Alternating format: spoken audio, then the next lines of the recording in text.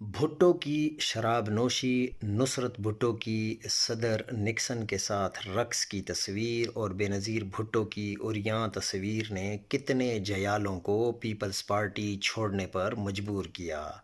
نواز شریف کے طاہرہ سید کے ساتھ معاشقے، دلشاد بیگم اور کم بارکر کے ساتھ سکینڈلز، جنرل جیلانی کے قصے، حتیٰ کہ جنرل آصف نواز جنجوعہ کی موت کے ساتھ نام جوڑے جانے سے بھی کتنے نون لیگی اپنی پارٹی سے منحرف ہوئے۔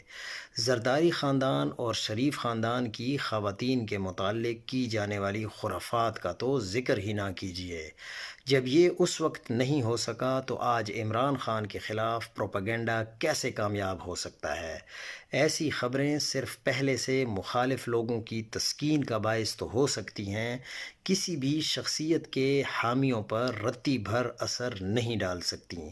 بظاہر کم پڑھے لکھے، معلومات تک کم ترین رسائی رکھنے والے بے شعور عوام بھی ان ڈراموں سے بالکل متاثر نہیں ہوتے۔ کچھ نیا سوچیں، شاید عمران خان کے خلاف آپ لوگوں کو مائل کرنے کی یا قائل کرنے کی کوشش میں کامیاب ہو جائے۔